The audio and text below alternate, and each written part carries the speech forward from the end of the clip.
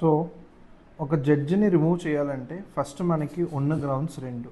ఒకటి proved misbehaviour అని అతను ఒక బిహేవియర్ తప్పుగా ఉందని చెప్పేది. రెండు ఇన్కెపాసిటీ అంటే ఆ పొజిషన్ తను హోల్డ్ చేయడానికి అర్హుడు కాదు, అతను ఆ పొజిషన్లో ఉండి మంచి జడ్జ్మెంట్స్ ఇవ్వలేరు, లేదా అతనికి లా మీద అంత గ్రిప్ లేదు, నాలెడ్జ్ లేదని చెప్పేది. అయితే జేఎస్ వర్మని రిమూవ్ చేసేది మనం ప్రూవ్డ్ మిస్బిహేవియర్. ఓకేనా? ప్రూవ్డ్ మిస్బిహేవియర్ అంటే డబ్బులు తీసుకోవడం అనేది corruption is a biggest mistake. అలాంటిది ఎగ్జిక్యూటివ్లో లెజిస్లేటివ్లో జరిగితే ఒక టైప్ ఆఫ్ మిస్టేక్, కానీ మీరు డైరెక్ట్గా జ్యుడిషియరీలోనే ఉండి ఇలాంటి టైప్ ఆఫ్ మిస్టేక్స్ చేసినప్పుడు అది చాలా పెద్ద క్రైమ్గా తయారవుతుంది. ఓకే, సో అందుకే ఈ పర్టికులర్ మూవ్ అనేది గవర్నమెంట్ తీసుకోవడం జరిగింది. అయితే ఇప్పుడు మనం ఏం చూద్దామంటే ఈ పర్టికులర్ ప్రొసీజర్ ఎలా జరుగుతుందన్నది మనం చూద్దాం. ఓకేనా? సో కాన్స్టిట్యూషన్ ప్రకారం ఎప్పుడైనా ఒక సుప్రీంకోర్టు జడ్జిని మీరు రిమూవ్ చేయాలంటే ఆర్టికల్ 124ని యూజ్ చేయాలి. అదే మీరు హైకోర్టు అయితే 218ని యూజ్ చేయడం జరుగుతుంది. ఓకేనా? సో ఇలా జరిగిన తర్వాత మొదటిసారి ఫస్ట్ స్టెప్ ఏంటి అంటే, ఒకవేళ ఇదే బిల్లు లోక్సభలో కానీ మీరు ప్రవేశపెడితే 100 మెంబర్స్ ఎంపీస్ దీనికి ప్రవేశపెట్టడానికి స్పీకర్కి లెటర్ రాసి పెట్టాలి. అలానే అదే రాజ్యసభ అయితే దాదాపు 50 మంది దీనికి ఓకే చెప్పాలి. ఓకేనా?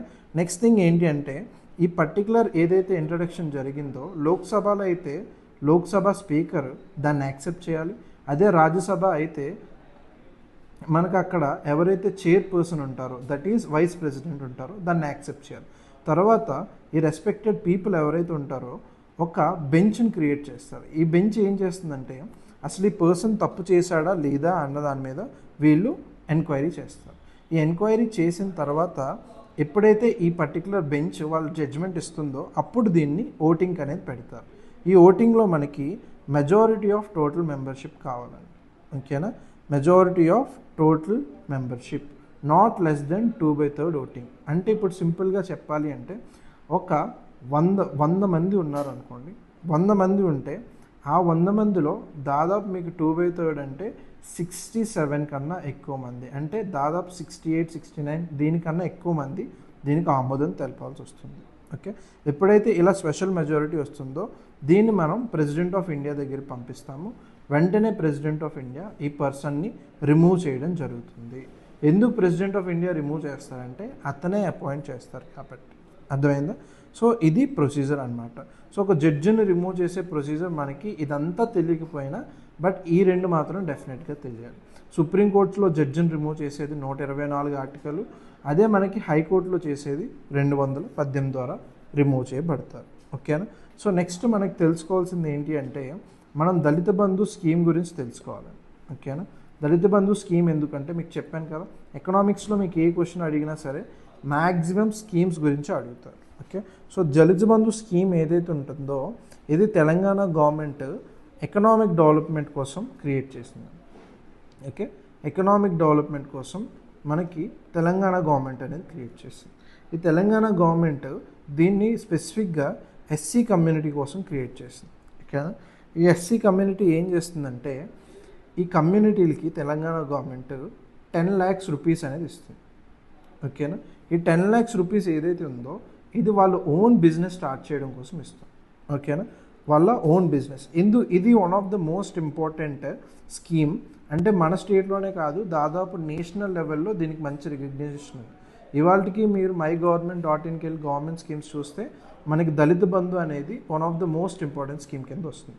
ఎందుకంటే ఇది ఫ్రీగా డబ్బులు ఇవ్వట్లేదు, మనీ ఇచ్చి వాళ్ళకు ఒక బిజినెస్ స్టార్ట్ చేయమని చెప్తున్నారు. ఓకేనా? బికాజ్ మీరు ఒక బిజినెస్ స్టార్ట్ చేశారు అంటే డెఫినెట్గా మీరు ఇంకొంతమందికి ఎంప్లాయ్మెంట్ క్రియేట్ చేయగలుగుతారు. ఓకే, సో దీనివల్ల ఏమవుతుందంటే మనం ఎకనామిక్స్లో మల్టీ డైమెన్షనల్ ఎఫెక్ట్ అంటాం. అంటే ఒక పెద్ద పని మీరు చేయడం వల్ల దాని కిందనున్న చాలా చిన్న పనులు ఏవైతే ఉంటాయో అవి అనేవి స్టార్ట్ అవుతాయి. ఓకేనా? సో ఈ 10 lakhs అనేది మల్టీ ప్రాంజ్లు ఒకేసారి డబ్బులు ఇవ్వరండి, ఇది కూడా మీకు తెలియాలి. ఒకేసారి డబ్బులు ఇవ్వరు, దీన్ని మల్టిపుల్ టర్మ్స్ బేసిస్లో వాళ్ళకి మెల్లమెల్లగా డబ్బులు ఇవ్వడం అనేది జరుగుతుంది. ఓకేనా? సో ఈ స్కీమ్ ఏదైతే ఉంటుందో దాదాపు 20 లక్షల కుటుంబాలకి నెక్స్ట్ 10 yearsలో కొన్ని ఇయర్స్లో ఇవ్వాలనేది గవర్నమెంట్ ప్లాన్ అనమాట. ఓకేనా? సో ఇది కొంతమందికి మనకి లోన్ లింకేజ్లో వస్తుంది. ఓకే, కొన్ని ఆస్పెక్ట్స్లో డిఫరెంట్ ఎంటర్ప్రీనర్ స్కిల్స్లో వస్తుంది. ఓకేనా? సో ఇప్పటికీ తెలంగాణ గవర్నమెంట్ దీని ఇంప్లిమెంటేషన్ కోసం ఫస్ట్ ఇయర్లో 1000 crores అనేది స్పెండ్ చేయడం జరిగింది. ఓకేనా. సో దీనికి క్రైటీరియా అనేది మనకు తెలిసింది ఏంటి అంటే బేసిక్గా వాళ్ళందరూ ఎస్సీ ఫ్యామిలీకి చెందిన వాళ్ళే ఉండాలి. దాంతోపాటు వాళ్ళకి ఇన్కమ్, గవర్నమెంట్ చూసే పారామీటర్స్ ఏంటి అంటే ఇన్కమ్ ఎంత ఉంది, ఓకేనా, అది కాకపోతే ఎడ్యుకేషనల్ క్వాలిఫికేషన్ ఎంత ఉంది, లేదంటే వాళ్ళకి ఎంటర్ప్రీనర్ స్కిల్స్ ఎంత ఉన్నాయి, ఇవన్నీ చూస్తుంది. సో ఇవన్నీ కన్సిడర్ చేసిన తర్వాత గవర్నమెంట్ వాళ్ళకి అది ఇవ్వాలా లేదా అనేది చూస్తుంది. సో దీనివల్ల మనం అచీవ్ చేసేది ఏంటంటే సోషియో ఎకనామిక్ బెనిఫిట్ అనేది మనకు వస్తుంది. ఇది ఎందుకు నేను చెప్తున్నానంటే గ్రూప్ 2లో మీకు సొసైటీ అనేది ఉంటుంది, ఇక్కడ ఇలాంటి క్వశ్చన్స్ అడుగుతారు. ఓకేనా. So this is all about for today. రేపు మళ్ళీ will meet again in the third lecture. Please visit us again.